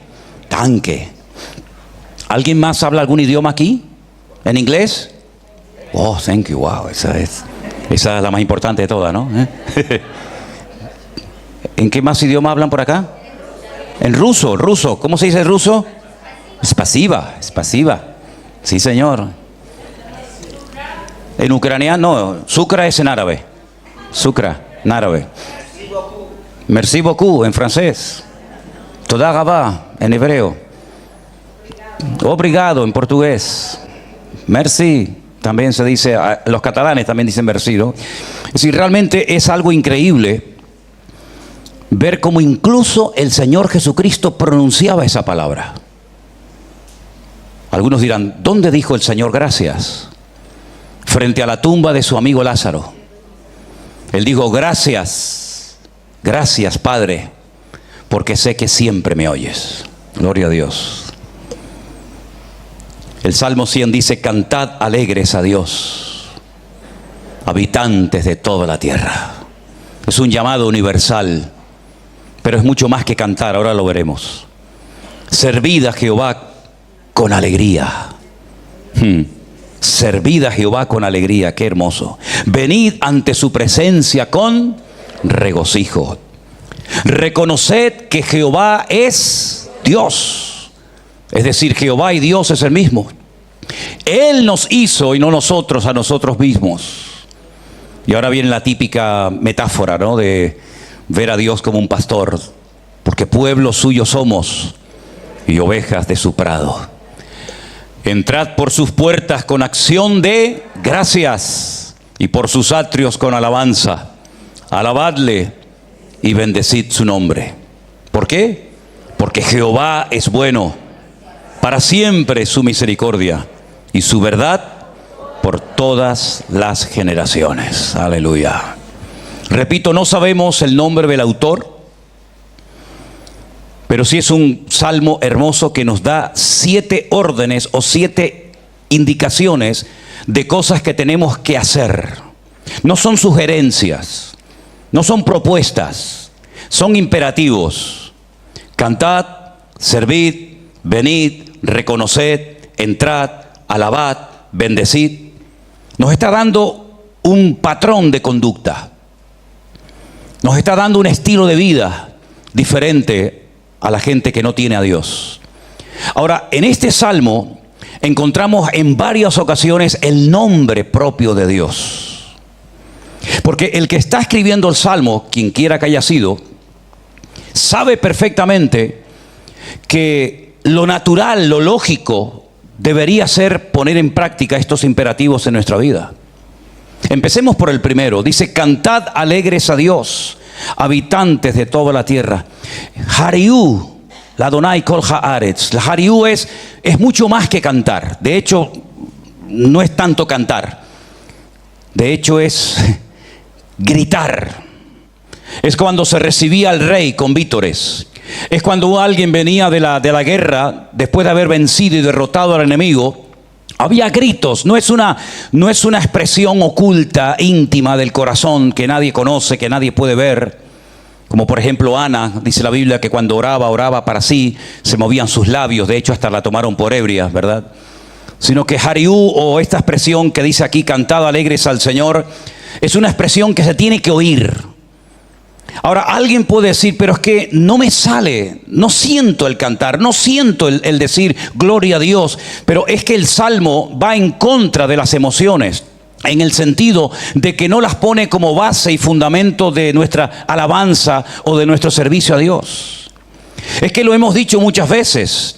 Si tú basas tu ministerio, tu vida cristiana, tu relación con Dios en base a tus emociones, en base a tu estado de ánimo, en base a tus sentimientos, pues vas a ser una persona fluctuante, no vas a tener esa constancia, esa perseverancia, porque no es que cantamos para ver si nos alegramos, sino es que cantamos porque ya estamos alegres. Y la alegría de este salmo, la alegría del corazón del creyente no fluye, no emana de mis posesiones materiales, sino de una relación personal con Dios. ¿Y cómo no voy a alabarle? ¿Cómo no voy a gritar? ¿Cómo no voy a adorar a mi Dios después de haberle conocido? Porque esta alabanza no es una alabanza, digamos, emocional, que en el fondo no sabes ni por qué estás cantando, gritando o adorando a Dios, sino que es una alabanza que está basada en una relación personal con un Dios que en el Salmo se presenta como el Creador, como el Dios único, vivo y verdadero, como un Dios de misericordia y como un Dios de bondad absoluta. Es decir, el salmista nos está describiendo, tal vez ocultamente, la esencia y el carácter de nuestro Dios. El salmista no está contento y agradando a Dios porque Dios le ha bendecido, porque le ha prosperado. No. Aquí no hay nada personal, sino que es simplemente brota desde lo más profundo de su corazón. ¿Por qué? Porque después de conocerle, después de experimentarle en mi vida, después de saber que Él me ha creado, que Él me ha formado, después de experimentar su misericordia y su bondad, ¿cómo no voy a expresar mi gratitud al Señor? Es decir, sería imposible no cantar, no adorar, no honrar a Dios después de haberlo experimentado y de haberlo conocido en mi vida. Cuando yo conozco al Señor, tarde o temprano, más pronto que tarde, sentiré en mi corazón el deseo de servirle, de hacer algo para Él. Y esta palabra ivdu, que es servir, está en término, digamos, imperativo, ivdu, de ahí viene la palabra obed, que significa, o ebed, que significa siervo, criado. Una persona que está al servicio de otra persona. Y en este caso nosotros estamos al servicio de nuestro Dios. Ahora fíjense qué importante no solamente es lo que hacemos para el Señor, sino por qué lo hacemos y cómo lo hacemos para el Señor. Porque no es rellenar un formulario y decir: sí, leí la Biblia, subrayo, oré, sí, fui al culto, sí. No es una vida religiosa, mecánica, que parece que a veces lo hacemos para que cuando papá o mamá o el pastor o sabe Dios quién nos pregunte: ¿oraste? ¿Fuiste al culto? ¿Leíste la Biblia? Y diga sí, pero en el fondo ni siquiera sabes por qué lo hiciste. Fijaros qué importante es la actitud que tenemos que tener en nuestros corazones a la hora de servir a Dios. Que en el capítulo 28 de Deuteronomio, un capítulo que yo les he recomendado un montón de veces que lo lean, porque allí encontramos una primera parte de consecuencias de la obediencia. y un montón de versículos que nos hablan acerca de las consecuencias de la desobediencia. En medio de esos textos encontramos un versículo muy interesante que es el 47. Y vamos a leerlo. Y quiero que lo leamos juntos, si son tan amables. Y dice así: por cuanto no serviste a Jehová tu Dios con alegría y con gozo de corazón por la abundancia de todas las cosas. Es decir, estaban sirviendo a Dios, pero no lo hacían ni con alegría ni con gozo en el corazón. Lo hacían de una forma religiosa, de una forma mecánica. Y eso no cuenta. Eso realmente no sirve para nada. El Señor lo que ve es la actitud de nuestro corazón. ¿Qué es lo que a ti te ha motivado hoy a venir a la iglesia? Bueno, es que es domingo. ¿Y? Parece que como que hay que venir el domingo a la iglesia. Bueno, no está mal. Pero ¿qué es lo que me motiva a hacer lo que yo hago cada día en mi vida? El leer la Biblia, el orar, el dar testimonio, el intentar vivir una vida consecuente con mi llamado, con lo que digo que soy. Me gozo en lo que estoy haciendo para el Señor. Lo hago por obligación, lo hago por fuerza, lo hago a regañadientes, lo hago quejándome. Cuando dice la Biblia: y todo lo que hagáis y todo lo que digáis, hacerlo como para la honra y la gloria del Señor. Y eso es lo que el Señor mira, hermano. No solamente la acción, sino también la motivación. No solamente mira lo que hago, la acción, el trabajo, lo que sea, sino si he puesto mi corazón, si he puesto toda la carne en el asador diciendo: esto lo hago para la honra y para la gloria del Señor. Aunque nadie me diga gracias, aunque nadie me diga nada, aunque pase desapercibida mi acción delante de los ojos de mi Dios, yo sé que lo que he hecho, lo he hecho para Él, y Él lo sabe, y Él, cuando lo cree oportuno, si es que quiere, me recompensará de alguna u otra manera. Por eso dice la Biblia que tenemos que cantar, pero no de cualquier forma, hermano. Cantar alegres. Y servir a Dios no de cualquier forma, sino servir al Señor también con alegría. Y dice que tenemos que venir ante su presencia con regocijo. Es decir, el regocijo, el gozo, la alegría está por todas partes. Y es que yo creo que a pesar de las adversidades y pruebas y luchas de la vida, el pueblo más feliz del mundo deberíamos ser nosotros los cristianos. Sinceramente. Usted sale por las calles y se da cuenta de que la gente a veces aparenta estar bien, pero en lo más profundo de su corazón no está nada bien. Pero nosotros no tenemos que vivir de las apariencias, porque nuestra alegría no es fingida, nuestro gozo no es inventado. Nuestro gozo y nuestra alegría y nuestro regocijo es real. ¿Por qué? Porque el gozo del Señor es el que me ha fortalecido mi vida y ha cambiado mi lamento en baile. Y ahora yo puedo tener paz en medio de la tormenta. Podemos tener hijos enfermos, podemos haber perdido el trabajo. Va a venir una avalancha de gente de Venezuela a las Islas Canarias sin precedentes en la historia. Van a venir gente destrozada, con lo puesto, sin nada. Tenemos que estar preparados. Y nosotros tenemos que recibir a esas multitudes que vendrán con gozo y con alegría, como si fueran nuestros propios hermanos. Porque Dios nos lo va a traer, y aquí tienen que encontrar la alegría que el mundo les robó. Si esas multitudes que van a venir, no encuentran aquí el gozo que dicen los cristianos tener, sinceramente hemos perdido el propósito de nuestra existencia como pueblo de Dios. La iglesia tiene que ser un centro de alegría y de gozo. Claro, pasamos por luchas, claro que pasamos por dificultades, pero ahí está lo hermoso. Porque gozarse cuando todo va bien, eso lo hace cualquiera. Gozarse cuando tu equipo marca gol, eso lo hace cualquiera. Pero gozarte cuando le meten una paliza de 10-0 a tu equipo, eso no lo hace nadie.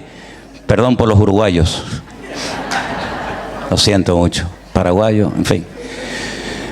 No sé hasta cuándo nos durará la alegría, pero de momento estamos ahí, ¿no? Ya le di el pésame el otro día a mi hermano Joselo también. Pero ¿saben qué, mis queridos hermanos? Nosotros no dependemos de las circunstancias. Si dependiéramos de las circunstancias, yo no estaría aquí en esta tarde. Nosotros dependemos de un Dios que nos ama y de un Dios que sabe lo que hace. Y cuando permite algo en nuestras vidas, siempre es para nuestro bien. Porque la Biblia dice, ya sé que le viene a la mente Romanos 8:28, que eso se lo sabe todo el mundo, pero yo me aprendí 10 versículos anteriores, el 18, que dice: pues tengo por cierto que las aflicciones del tiempo presente no son comparables con la gloria venidera que en nosotros ha de manifestarse. ¿Cuántos dicen amén?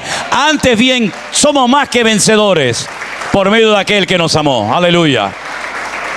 Así que me da exactamente igual si llueve o hace calor o hace frío.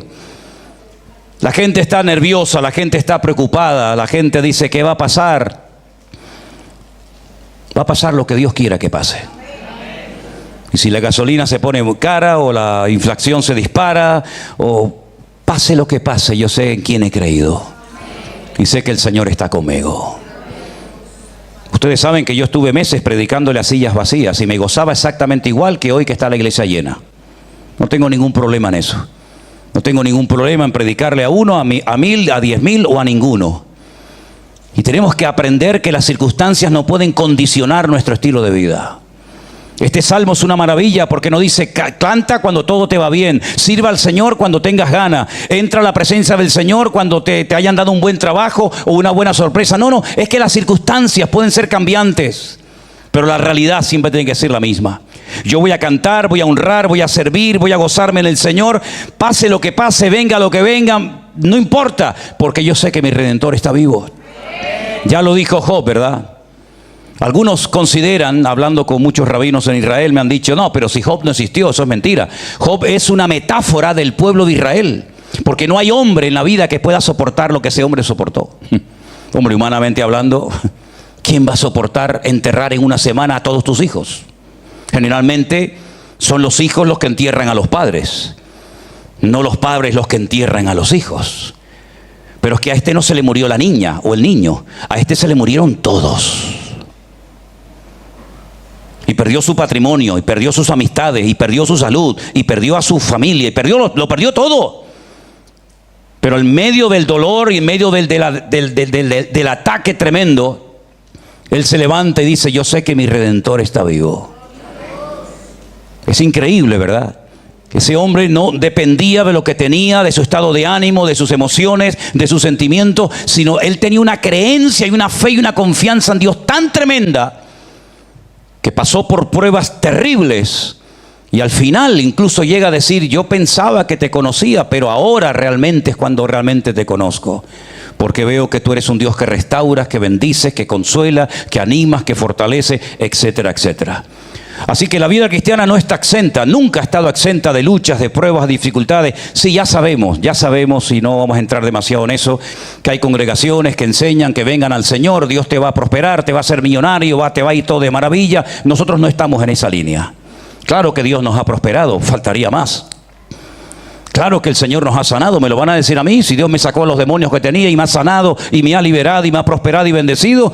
Yo no hablo desde un papelito escrito, yo hablo desde lo más profundo de mi corazón. Pero aunque no me hubiera sanado, aunque no hubiera hecho nada en mi vida, yo sé que mi Redentor está vivo, porque preferiría vivir en el infierno si mi Dios está allí que en el cielo si el diablo me está esperando.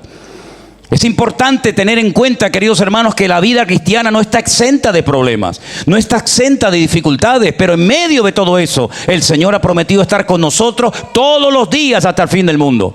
Ese testimonio que hemos escuchado en esta tarde en directo de la hija de nuestra hermana Yolanda, yo estoy seguro que aunque ha sido doloroso y tremendo, la fe se ha fortalecido en esa criatura, de tal manera que hoy está más cerca del Señor que antes del accidente. Parece mentira, pero es así. Así que mis queridos hermanos, dele siempre gracias a Dios por todo, por lo que tiene y por lo que no tiene, o por lo que tuvo. Porque hay gente que cuando habla conmigo me empiezan a contar todo lo que eran. Me ponen el currículum, no porque yo era, no porque yo tenía, no porque yo tenía pozos de petróleo aquí, no porque yo tenía esmeraldas por allá. No, si a mí me parece muy bien todo lo que tú tuvieras, pero ahora ¿qué tienes? Nada, pues ahora es cuando lo tienes todo. Ahora cuando dependemos del Señor es el punto de partida para una vida de bendición y de victoria todos los días de nuestra vida. Porque en mi familia, mientras teníamos de todo, aparentemente no teníamos de nada. Pero cuando comenzamos a perder lo que creíamos el todo, resulta que en el nada descubrimos el poder y la grandeza de nuestro Dios. Por eso dice el Señor, diga al débil, fuerte soy. Y bástate mi gracia, porque mi poder, donde se perfecciona, es en la debilidad. Así que por eso el débil tiene que gozarse permanentemente en el Señor. Como dije hace un instante, para María y para Marta era demasiado tarde la venida del Maestro. Lo habían llamado y no había venido. Sin embargo, el Señor llega al cementerio, ni una palabra de queja, sino una palabra de gratitud. Padre, gracias te doy porque sé que siempre me oyes. Para ellas, Jesús le falló. Llegó tarde, te llamamos y no apareces. Y sin embargo, el Señor es una oportunidad, una ocasión maravillosa para dar gracias. Como también aprovechó la situación terrible en el desierto, cuando una multitud de miles y de miles de personas hambrientas, los discípulos se le acercan al maestro y le dicen: diles que se vayan, porque no hay lugar para comprar pan, ya ha atardecido, esto va a ser un desastre. Y el Señor dice: ¿por qué se tiene que ir la gente? ¿Por qué no utilizamos la situación, las circunstancias para ver la gloria de Dios? No huyamos de las circunstancias, vamos a afrontarlas con la fe y la confianza que un creyente tiene que tener en Dios. Dadles vosotros de comer. Menudo problema, ¿no? Si no tenemos ni para nosotros. Dice, ni 200 denarios nos llegarían para dar de comer a esta multitud. Y el Señor tomó lo poquito que tenían, una vez que más hizo, dio gracias. Los bendijo los panes y los peces, comieron las multitudes, se saciaron y sobró. No hay ejemplos más que suficientes en la Biblia para darnos cuenta, mis queridos hermanos, que no podemos basar nuestra estabilidad emocional, ni edificar nuestra fe, ni nuestra relación con Dios en base a lo que tenemos, sino en base a nuestro Dios. Lo que me falta a mí, a Dios le sobra. Por eso lo último que tenemos que preocuparnos en esta vida es en los aspectos materiales. El Señor dijo: mirad las aves del cielo, ni siembran, ni hilan, ni hacen nada, pero mi Padre Celestial las alimenta. ¿Cuánto más a vosotros, hombres de poca fe? Entonces, ¿qué hacemos? Lo que tenéis que hacer es lo que os voy a enseñar ahora. Buscad primeramente el reino de Dios y su justicia, y todo lo demás vendrá por añadidura. Pero parece que algunos no terminan de creer que así es como funciona esto. Reconoced que Jehová es Dios. Para mí este versículo, hermano, me impactó tanto, porque si somos capaces, y creo que lo seremos, de entender que Jehová, o Yahvé, como dicen algunas versiones, que Jehová es Dios y Dios es Jehová, esto va a ser algo realmente tremendo, porque no vamos a hacer esa separación entre el Padre y el Hijo, entre Jesús y el Señor, sino que vamos a darnos cuenta de algo realmente impresionante que vamos a leerlo ahora, y voy a mostrarles un texto de la carta o del libro de Ezequiel, donde vamos a descubrir algo muy interesante basándonos en esta declaración que recién hemos leído del Salmo 100. Reconoced, tengan en cuenta, entiendan que Jehová igual Dios, Dios igual a Jehová. Ponme el versículo, por favor, si eres tan amable. Ezequiel, capítulo 44. Presten atención, por favor. Estas palabras, Dios, nuestro Dios, se las dirige a un profeta llamado Ezequiel, que está en el cautiverio en Babilonia. No está en Jerusalén. Él está en el destierro, y estando en el destierro, el Señor le dice o le muestra esta visión. Me hizo volver, en visión evidentemente, hacia la puerta exterior del santuario. Santuario que, dicho sea de paso, estaba destruido.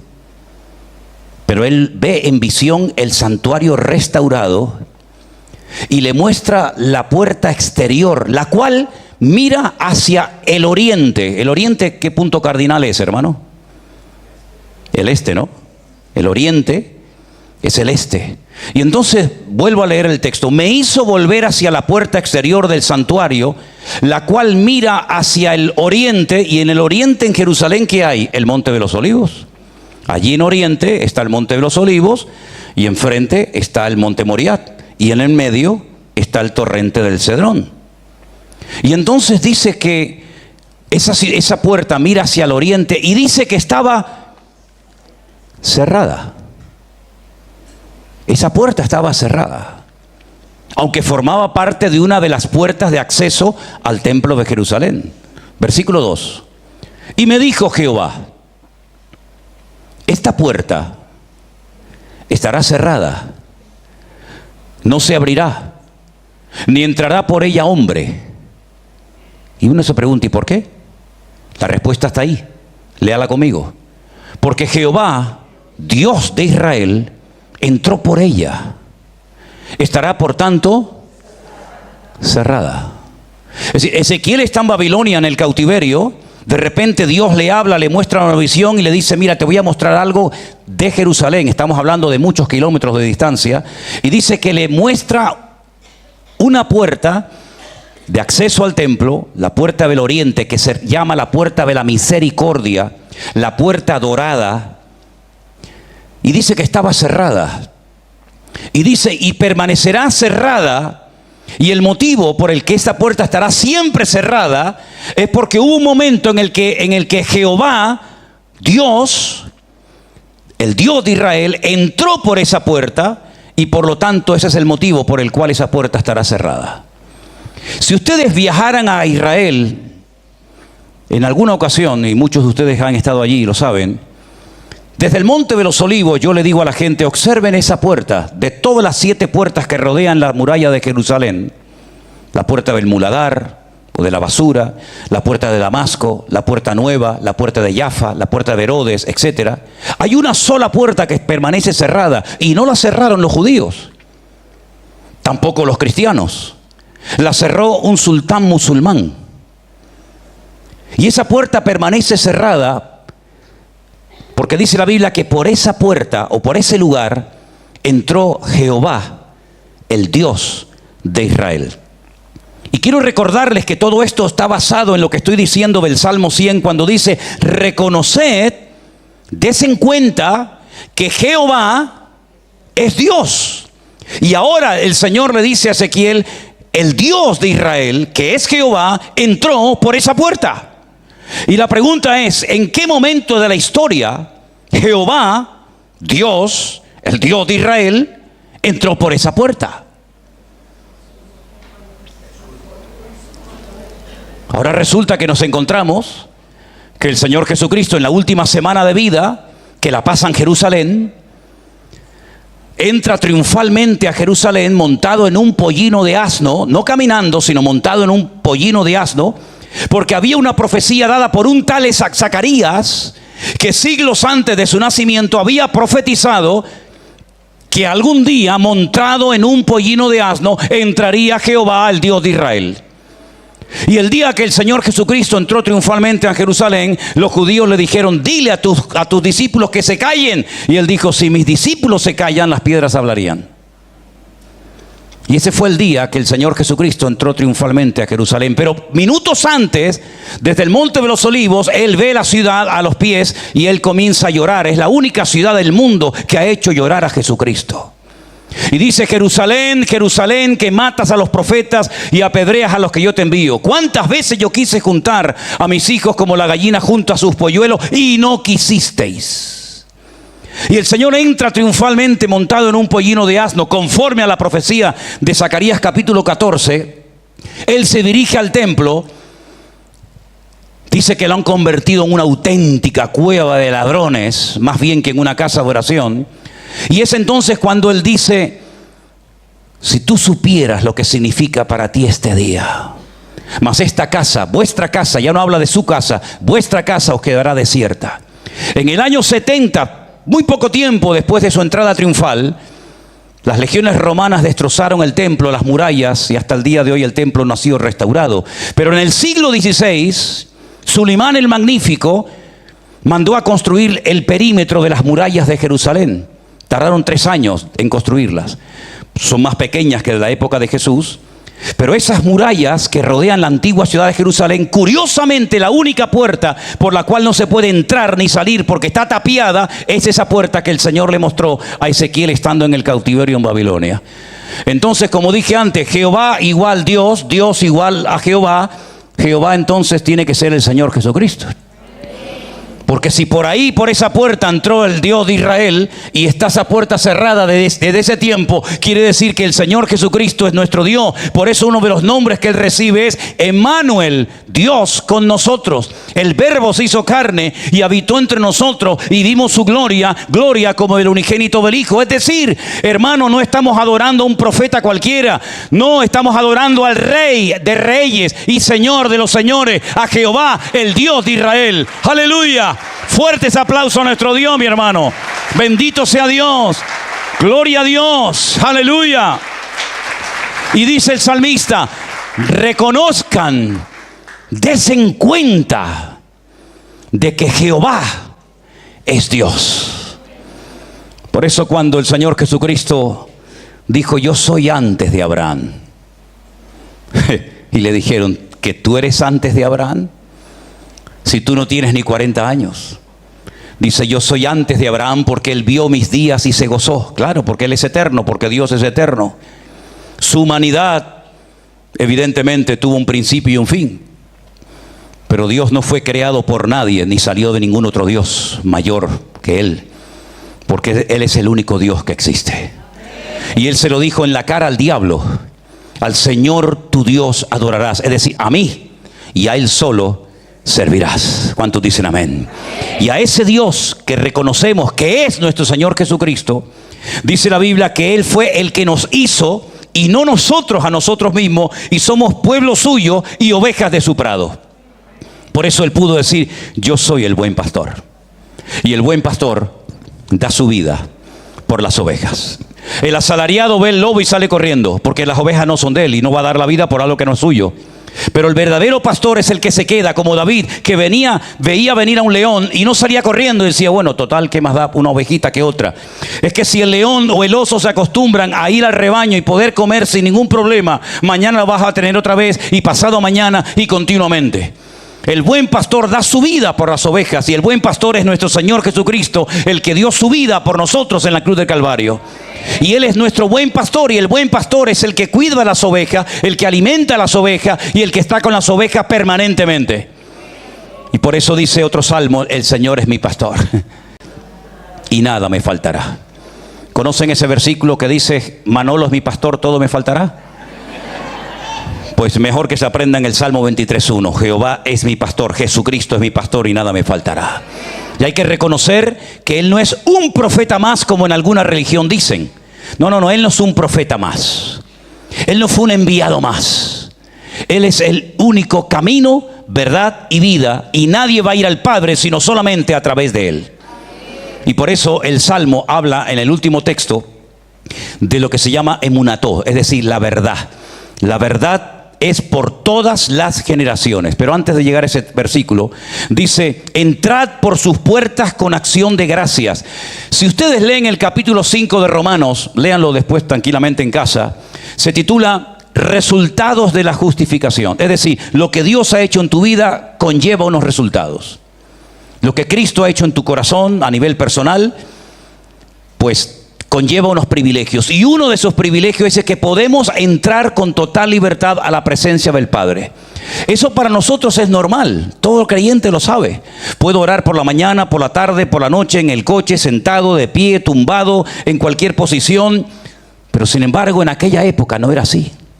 En aquella época, para poder entrar a la presencia de Dios, tenías que pasar por todo un ritual de purificación. Y en el momento en el que cualquier detalle que hubieras hecho te contaminara, quedabas automáticamente descartado para poder entrar a la presencia de Dios. Por ejemplo, una persona que sabía perfectamente que no podía entrar a la presencia de Dios era la mujer con flujo de sangre, ¿se acuerdan? Ella estaba inmunda, no podía entrar a la presencia de Dios. Cualquier persona que hubiera asistido a un funeral, a un cementerio, no podía entrar a la presencia del Señor. Y además de todo esto, llegar hasta dónde, hasta cierto punto. No es que podía entrar todo el mundo a la presencia de Dios. No. Solamente había un privilegiado, un escogido, un tal sumo sacerdote, el Cohen Gadol, que una vez al año, no todos los días, hermanos, una vez al año podía entrar hasta lo más profundo del templo y allí estar delante de la presencia de Dios. Porque para ellos el lugar santísimo era el centro mismo de la presencia de Dios. Si salgo hacia afuera, ya estoy un poco alejado de la presencia del Señor en el lugar santo. Y si salgo afuera al patio exterior, ya estoy bastante alejado de la presencia del Señor. Pero si me salgo del templo y me voy a Capernaum, me voy a Samaria, me voy a cualquier otra ciudad, ya estoy muy alejado de la presencia del Señor. Y si me voy de Israel y me voy a otro país, entonces ya no estoy cerca de la presencia del Señor. Ahora entienden, ¿verdad? Como Jonás dice que huía, ¿de dónde? de la presencia del Señor. ¿Y dónde estaba la presencia del Señor? Allí en el monte Moriah, se suponía. Allí es donde estaba la presencia de Dios. Y cuanto más me aleje, más huyo de la presencia de Dios. Pero el salmista descubrió: ¿dónde huiré de tu presencia, Señor? Hermanos queridos, nosotros tenemos acceso 24 horas al día a la presencia misma de Dios. Podemos entrar al trono de la gracia. ¿Por qué? Porque el camino, el velo ya ha sido roto por la sangre, por el sacrificio, por los méritos de Jesucristo. Y podemos hablar con Dios sin intermediario. No necesitamos ir a una virgen, o a un santo, o a un cura, o a un reverendo, o a un pastor, a un obispo. No, mi hermano. Dice el Señor: venid a mí los trabajados y cargados, que yo os haré descansar. En otras palabras, podemos entrar a la presencia de Dios con libertad. Claro, por supuesto, con respeto, ¿no? Con reverencia, pero sin miedo. ¿Por qué? Porque voy a ver a mi Padre Celestial. Voy a ver a mi Dios, voy a ver a mi Señor. Y puedo entrar a la presencia del Señor, y puedo cantarle, y puedo adorarle, y puedo alabarle, y puedo bendecirle, porque sé quién es el Dios al cual yo estoy adorando. Y el Salmo, queridos hermanos, menciona la misericordia de Dios, la bondad de Dios y también la verdad de Dios. Y dice en el último versículo: porque Jehová, Señor Jesucristo, es bueno, para siempre es permanente su misericordia, no caduca, sino que es permanente, es leal, es fiel al pacto, a las promesas. Y dice: y su verdad por todas las generaciones. No va cambiando la verdad o adaptándose la verdad a los gustos de la gente, a las iglesias, a las modas o a los tiempos, sino que la verdad de Dios permanece inmutable. Y esa verdad se puede experimentar. Y esa verdad, como tenemos en este texto aquí arriba, trae libertad a las vidas. Porque el Señor Jesucristo se autodefinió como la verdad, no una verdad, sino como la verdad absoluta. Y dijo: y cuando conozcas la verdad, es decir, cuando me conozcas a mí, serás verdaderamente libres. Así que, mis queridos hermanos, hay una progresión natural como consecuencia de una relación personal con Dios en el Salmo 100. Por eso el que conoce a Dios no le cuesta cantar, no le cuesta adorar a Dios, no le cuesta servirle, no le cuesta alabarle, no le cuesta honrarle. ¿Por qué? Porque sabe que lo que está haciendo honra a su Dios, y porque sabe que lo que está haciendo el Señor lo va a bendecir y lo va a honrar de alguna otra manera. No importa la circunstancia por la que estés atravesando, mi querido hermano y amigo. Problemas económicos, problemas familiares, problemas físicos, da igual. Lo importante es que tu equilibrio, tu estabilidad emocional y espiritual no se vea distorsionada, no se vea golpeada por las circunstancias, sino que tú puedas mantenerte firme en el Señor. Mira, una tormenta hundió a Pedro, pero una tormenta acercó a Pablo al Señor. De ti depende. O las tormentas te hunden y sale lo peor de ti, o las tormentas te acercan al Señor y sale lo mejor de ti, y te acercas a la orilla y puedes bendecir a otras personas que también están pasando por un problema similar o parecido al tuyo. Así que puedes aprovechar las circunstancias, los avatares de la vida, para acercarte a Dios, para conocer y servir y honrar mejor al Señor. O esos problemas te pueden hundir, porque yo siempre he dicho que en medio de las circunstancias duras y difíciles de la vida siempre sale lo mejor y lo peor de nuestros corazones. Espero y confío que dentro de nuestros corazones lo que haya sea gratitud constante y permanente por todo lo que Dios es, por sus misericordias y por sus bondades para con nosotros. ¿Cuántos dicen amén? Cierra tus ojos en esta tarde, mi querido hermano. Aleluya. Cierra tus ojos un momentito y pídele al Señor que estas 7 órdenes se hagan realidad en tu vida. Canta, Dios alegre, hermano.